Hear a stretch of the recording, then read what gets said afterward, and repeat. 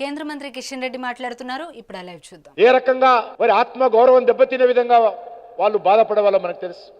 అందుకే నరేంద్ర మోడీ గారు ప్రధానమంత్రి అయిన తర్వాత స్వచ్ఛ భారత్ కింద మొట్టమొదటి నిర్ణయము పేదవాళ్ళ ఇళ్లలో టాయిలెట్ నిర్మాణం చేయాలని చెప్పి ప్రోత్సహించి మరి ఆ రకంగా మరి స్వచ్ఛ భారత్ కింద అనేక రకాల కార్యక్రమాలు తీసుకున్న విషయాన్ని సందర్భంగా మనవి చేస్తా ఉన్నాను.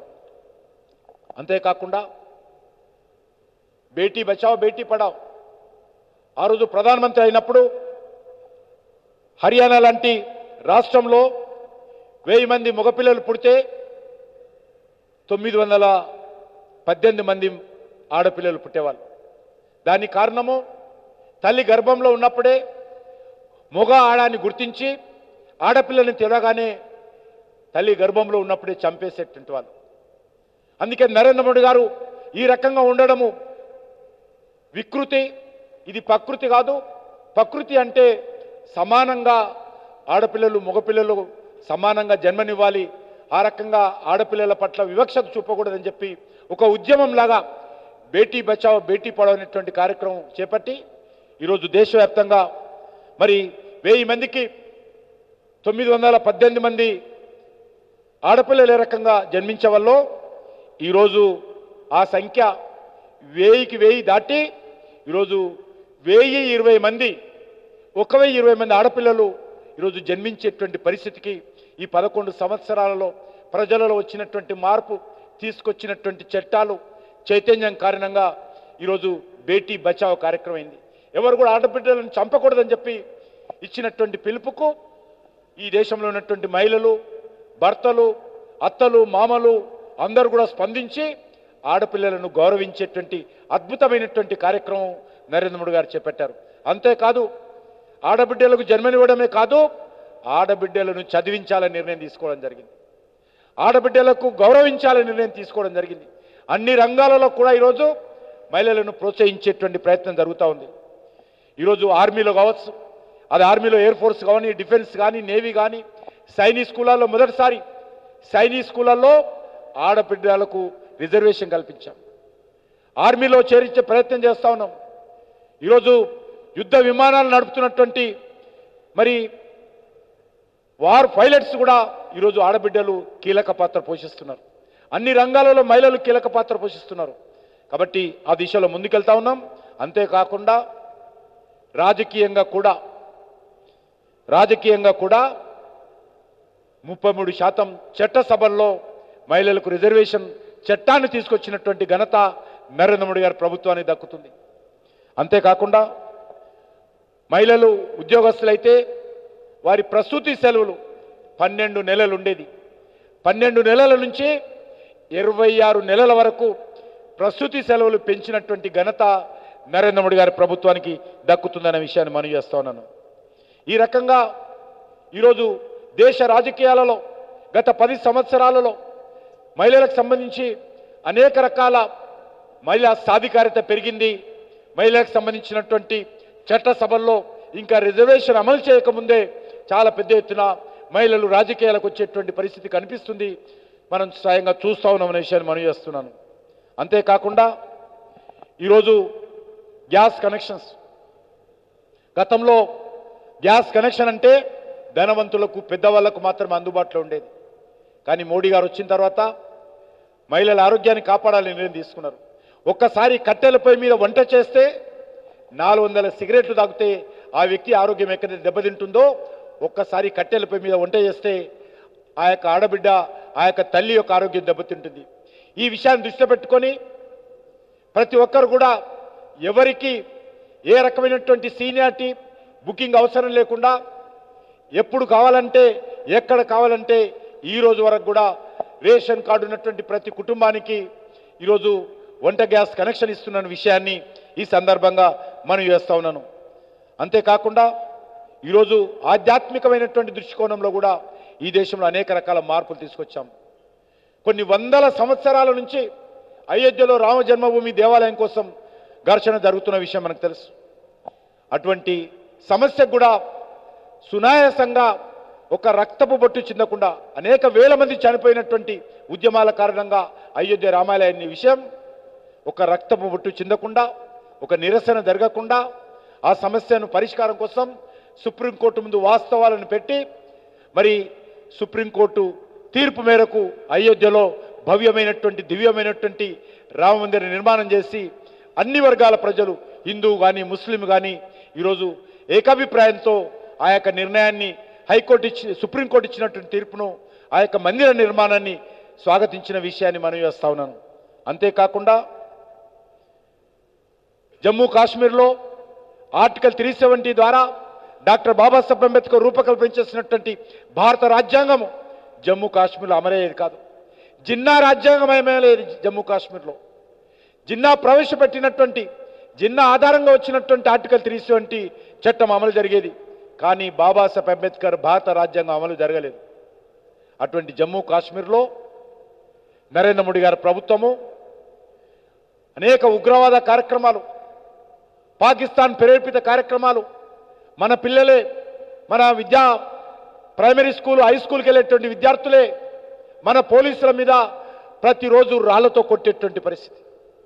అటువంటి పరిస్థితి నుంచి ఆర్టికల్ 370 రద్దు ద్వారా ఈరోజు జమ్మూ కాశ్మీర్లో డాక్టర్ బాబాసాహెబ్ అంబేద్కర్ రూపకల్పన చేసినటువంటి రాజ్యాంగాన్ని జమ్మూ కాశ్మీర్లో అమలు చేస్తూ ఉన్నాం.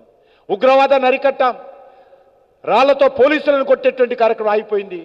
ఈరోజు జమ్మూ కాశ్మీర్లో శాంతి వస్తూ ఉంది, అభివృద్ధి జరుగుతూ ఉంది. జమ్మూ కాశ్మీర్ ప్రజలు శాంతి కోరుకుంటున్నారు, ఉపాధి అవకాశాలు కోరుకుంటున్నారు, అక్కడ ప్రజలు డెవలప్మెంట్ కోరుకుంటున్నారు, ఎడ్యుకేషన్ కోరుకుంటున్నారు, అగ్రికల్చర్ డెవలప్ కావాలని కోరుకుంటున్నారు. అటువంటి పరిస్థితి ఆర్టికల్ 370 తొలగించడం తీసుకొచ్చాం.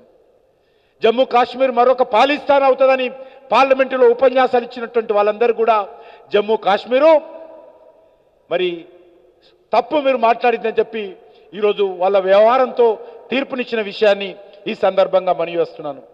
అంతేకాకుండా ఈరోజు అక్కడ G20 సమావేశాలతో సహా అన్ని రకాలుగా జమ్మూ కాశ్మీర్ అభివృద్ధి వైపు పరుగులేస్తూ ఉంది.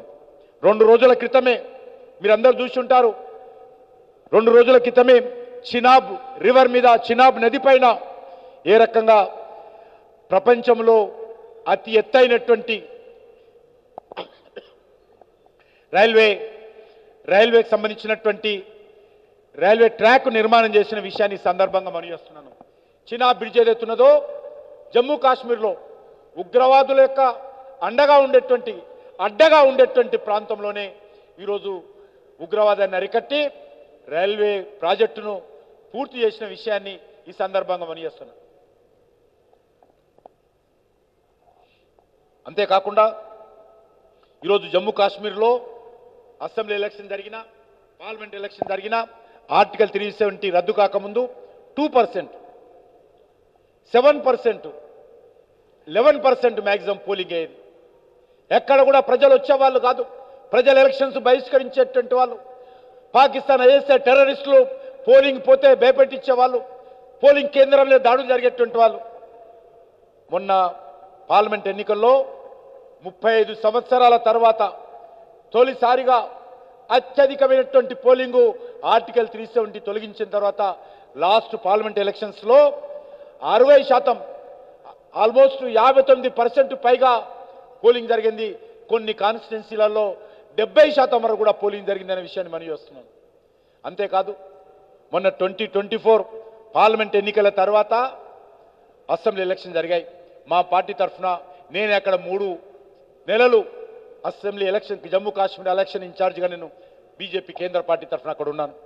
అప్పుడు కూడా రికార్డు స్థాయిలో మన ఈ రాష్ట్రాల కంటే ఎక్కువగా 63% జమ్మూ కాశ్మీర్లో పోలింగ్ జరిగిందంటే ఏ రకమైనటువంటి మార్పు ఉందో, జమ్మూ కాశ్మీర్ ప్రజలు ఏం కోరుకుంటున్నారో, జమ్మూ కాశ్మీర్ ప్రజలు ఏ రకంగా స్వేచ్ఛ కోరుకుంటున్నారో, జమ్మూ కాశ్మీర్ ప్రజలు ఏ రకంగా భారత రాజ్యాంగాన్ని కోరుకుంటున్నారో, జమ్మూ కాశ్మీర్ ప్రజలు ఏ రకంగా ఉగ్రవాదాన్ని వ్యతిరేకిస్తున్నారో, జమ్మూ కాశ్మీర్ ప్రజలు ఏ రకంగా డెవలప్మెంట్ కోరుకుంటున్నారో ఈ యొక్క పోలింగ్ పర్సెంటేజ్ చూస్తే అర్థమవుతుందనే విషయాన్ని ఈ సందర్భంగా మనవిస్తున్నాను. అంతేకాకుండా ఈరోజు power to empower digital India ద్వారా ఇంతకుముందు చెప్పాను, ఆ రకంగా ఆధార్ కార్డులు, డిజిటలైజేషన్ చేసుకున్నాం. మొబైల్ కనెక్షన్స్ 100 కోట్లకు పైగా భారతదేశంలో ఈరోజు మొబైల్ ఫోన్స్ ఉన్నాయి. రికార్డు స్థాయిలో ఈరోజు మొబైల్ ఫోన్స్ ఉన్నాయి. అంతేకాకుండా 70 కోట్లకు పైగా ఇంటర్నెట్ సేవలు పెరిగాయి. అంటే ఈరోజు మరి ఏ రకంగా ప్రపంచంలోనే భారతదేశము అతిపెద్ద డిజిటల్ డెమోక్రసీగా ఈరోజు మనం అవతరించామని మనం చేస్తున్నాం. అత్యధికమైనటువంటి డిజిటల్ ట్రాన్సాక్షన్స్ ప్రపంచంలో డెవలప్డ్ కంట్రీలో జరగడం లేదు, అమెరికాలో చైనాలో జరగడం లేదు. అత్యధికమైనటువంటి డిజిటల్ ట్రాన్సాక్షన్స్ ఈరోజు భారతదేశంలో మన దేశంలో జరిగి మన నెంబర్ 1గా డిజిటల్ ట్రాన్సాక్షన్లో ఉన్నామనే విషయాన్ని సందర్భంగా మనం చేస్తున్నాం. అంతేకాకుండా యూపీఐ సేవలు కావచ్చు, ఇంతకుముందు చెప్పినట్టు ఏ రకంగా మనం ముందుకెళ్తా ఉన్నామో మనం చూడడం జరిగింది. అంతేకాకుండా ఈరోజు అనేక రకాలుగా మనము మరి ఈరోజు అంతరిక్షంలో కూడా స్పేస్ టెక్నాలజీ కూడా ఏ రకంగా ముందుకెళ్ళామో మనకు తెలుసు. స్పేస్ టెక్నాలజీలు కూడా మరి ఈరోజు మనం అనేక రకాలుగా రికార్డు సృష్టించాం. అంతే పెద్ద ఎత్తున మరి ప్రపంచంలోనే ఏ దేశం కూడా చేరలేనటువంటి చంద్రమండలంలోని దక్షిణ ధృవాన్ని ఇస్రో చేపట్టి భారత్ మిషన్ చంద్రయాన్ పూర్తి సక్సెస్ఫుల్గా చేసిన విషయాన్ని మనం చేస్తున్నాం. మన భారత త్రివర్ణ పతాకం చంద్రుడి పైన ఎగిరిన విషయము ఈ దేశంలో ఉన్నటువంటి 140 కోట్ల మంది ప్రజలు గర్వపడేటువంటి అద్భుతమైనటువంటి సంఘటన మనమందరం స్వయంగా చూశాం. అంతేకాకుండా అనేక రకాలుగా స్పేస్ టెక్నాలజీలో ఒకేసారి మరి అద్భుతమైనటువంటి ప్రయోగాలు భారత ప్రభుత్వం తరఫున ఇస్రో ద్వారా మన యొక్క శాస్త్రజ్ఞులు చేశారు. మనకు తెలుసు చంద్రయాన్ గతంలో ఫెయిల్ అయినప్పుడు ప్రధానమంత్రి గారు స్వయంగా ఇస్రోకి వెళ్ళి వాళ్ళందరూ కూడా భుజం తట్టి మరి వాళ్ళకి ధైర్యం కల్పించి మరోసారి దాన్ని విజయవంతమయ్యే విధంగా వాళ్ళను ప్రోత్సహించినటువంటి నాయకత్వం ఈరోజు మన దేశంలో ఉందనే విషయాన్ని ఈ సందర్భంగా మనం చేస్తా ఉన్నాను. అంతేకాకుండా రానున్న రోజుల్లో అనేక రకాలుగా మానవ సహిత అంతరిక్ష మిషన్ గగనయాన్ ప్రయోగించేందుకు అన్ని రకాల చర్యలు మనం తీసుకుంటున్న విషయాన్ని మనం చేస్తా ఉన్నాను.